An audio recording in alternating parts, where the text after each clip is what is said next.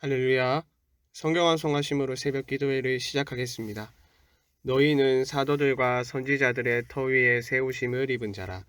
그리스도 예수께서 친히 모퉁이 돌이 되셨느니라.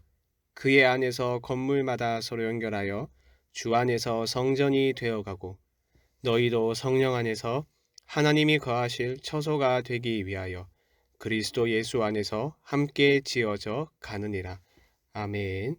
하나님의 말씀은 사사기 14장 1절에서 20절까지의 말씀입니다. 이 시간 제가 읽을 때에는 1절에서 4절까지 읽도록 하겠습니다.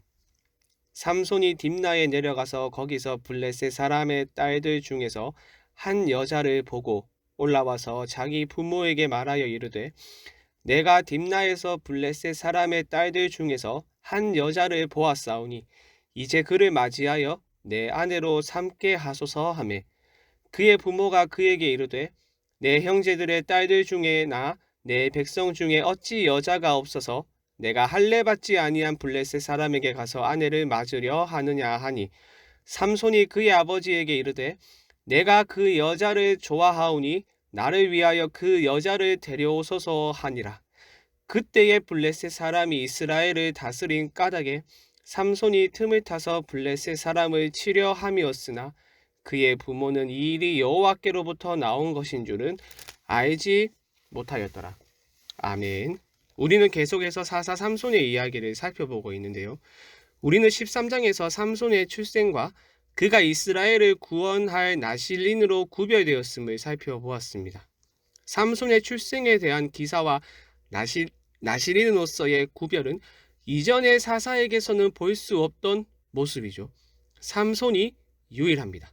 그렇기에 우리는 삼손에게 기대를 겁니다. 출생이 다르니만큼 시작이 다르니만큼 이전의 사사와는 다른 길을 걸어가지는 않을까. 이전의 사사들과는 달리 넘어지거나 실수하지 않고 하나님의 말씀에 온전히 순종하는 구원자가 되시는 않을까 하는 기대감 말입니다. 어쩌면 우리는 삼손의 출생을 통하여 칠흑 같은 어두움을 밝히는 한 줄기의 빛을 기대할 수도 있습니다. 하지만 남다른 출생의 과정을 겪었고 이스라엘을 구원할 나실인으로 구별되었다 하더라도 인간입니다. 연약하고 실패하고 넘어지기 쉬운 인간일 뿐입니다. 본문은 나실인으로 구별된 삼손 또한 연약한 인간이라는 것을 보여줍니다. 꽤 긴 본문의 말씀이지만 본문을 자세히 들여다보면 나실인으로 구별된 삼손이지만 나실인이 지켜야 할 규정을 어기고 있음을 볼 수 있습니다. 먼저 우리가 읽은 말씀을 보시면 삼손은 이스라엘을 끊임없이 괴롭히고 있는 블레셋 여인에게 마음을 빼앗깁니다. 그리고 부모님에게 블레셋 여인과의 결혼을 허락해달라고 간청합니다. 그런데 부모님의 반응은 어떻습니까? 허락하지 않는 모습입니다. 당연한 반응이죠. 왜냐하면 율법이 이방인과의 혼인을 금지하고 있기 때문입니다. 거기다가 삼손은 이스라엘을 구원할 나실인입니다. 태어나면서부터 구별하여 하나님께 드려진 특별한 사람인데 이방인과 혼인을 한다는 것은 있을 수 없는 일이죠. 게다가 삼손이 블레셋 여인을 좋아하게 된 이유 또한 바람직하지 않습니다. 유심히 관찰하지도 않고 그저 직감적으로 첫눈에 반했습니다. 1절을 다시 보시면 이렇게 말하죠. 블레셋 사람의 딸 중에서 한 여자를 보고, 게다가 3절 하반절을 보면 아버지에게 내가 그 여자를 좋아하오니 라고 말하는데 이것을 직역하면 그녀가 내 눈에 옳다 또는 그녀가 내 눈에 적절하다입니다. 그러니까 삼손에게 중요한 것은 하나님의 말씀이 아니라 그가 그녀를 원한다는 사실입니다. 어떻습니까? 하나님의 말씀을 기준으로 삼지 않고 자기 소견에 옳은 대로 살아가는 사사시대의 특징을 아주 적나라하게 보여주고 있죠. 삼손의 실망스러운 모습은 여기서 끝이 아닙니다.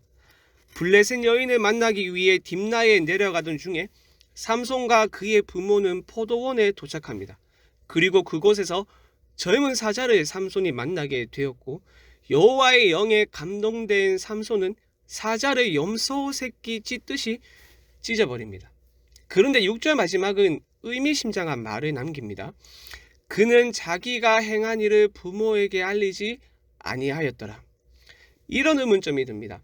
분명 삼손은 그의 부모와 함께 포도원에 이르렀습니다. 그런데 그의 부모는 삼손이 젊은 사자를 찢어 죽이는 것을 보지 못했습니다. 그렇다면 두 가지의 경우가 있겠죠.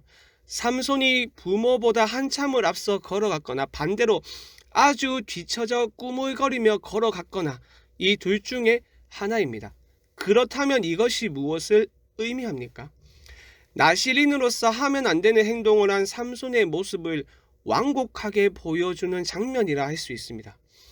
지금 포도원에 이르렀다는 것을 주목해야 하는데요. 포도원에는 당연히 포도가 있겠죠. 그런데 나시린에게 이 포도는 우리가 생각하는 포도가 아닙니다. 하나님께 특별히 구별된 나시린은 포도와 관련된 어떤 것은 먹어서는 안 됩니다. 민수기 6장은 나시린의 규례에 대해서 말하는데 특별히 6장 3절과 4절은 이렇게 말합니다. 포도주와 독주를 멀리하여 포도주로 된 초나 독주로 된 초를 마시지 말며 포도즙도 마시지 말며 생포도나 건포도도 먹지 말지니 자기 몸을 구별하는 모든 날 동안에는 포도나무 솟아는 씨나 껍질이라도 먹지 말지며.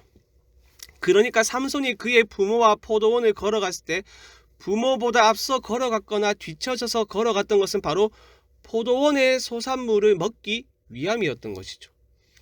나시린의 규례의 따위는 전혀 신경 쓰고 있지 않는 삼손의 모습입니다.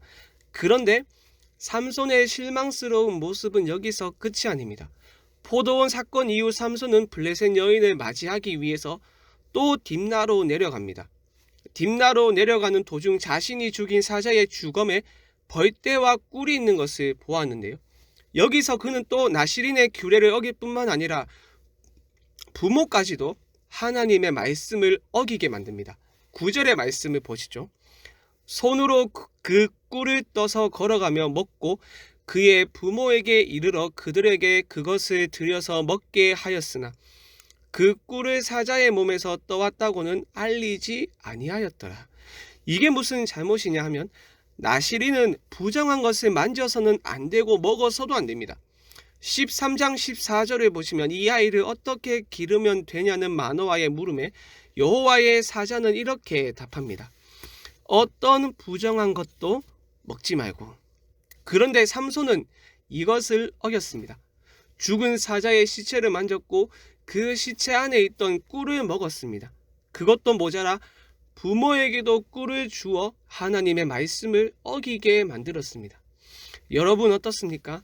기대가 크면 실망이 큰 법이지요. 나실린으로 구별된 삼손이었기에 이번만큼은 다를 것이라는 희망을 품고 삼손의 이야기를 보면 우리는 실망할 수밖에 없습니다. 그러나 우리는 이 실망 속에서 또 다른 희망의 빛을 보게 되는데 바로 진정한 사사가 되시는 하나님이 계시다는 것입니다. 삼손이 아무리 생각이 없고 경건하지 못하여 나시린의 규례를 어겼다 하더라도 하나님은 하나님의 영을 보내셔서 삼손을 사용하십니다. 절대 끈을 놓지 않으시는 하나님이 계시기에 우리의 실망은 또다시 기대로, 절망은 또다시 희망으로 바뀔 수 있는 것입니다. 사랑하는 여러분, 이스라엘의 실제적인 구원자는 바로 여호와 하나님이십니다. 마지막 19절의 말씀을 보십시오. 여호와의 영이 삼손에게 갑자기 임하심에 삼손이 아스글론에 내려가서 그곳 사람 30명을 쳐 죽이고 노략하여. 삼손의 불순종에도 불구하고 하나님은 그에게 여호와의 영을 보내셔서 사사로 사용하십니다. 그러므로 여러분, 인간의 연약함과 실패에도 불구하고 반드시 자기 백성을 구원하시는 하나님, 우리의 진정한 사사이신 하나님께만 소망을 두며 살아가시기를 바랍니다. 우리 함께 말씀 생각하며 합심으로 기도하겠습니다. 인간의 실패와 연약함에도 불구하고 자기 백성을 구원하시는 진정한 사사이신 하나님께 소망을 두며 살아가게 하여 주시옵소서. 화요일은 장년부와 양육가정을 위하여 기도하는 날입니다. 말씀과 기도를 통하여 거룩의 능력을 회복하는 성도들이 되게 하여 주시옵소서. 또한 리더들이 예수 그리스도의 심장으로 영혼들을 섬기게 하여 주시옵소서.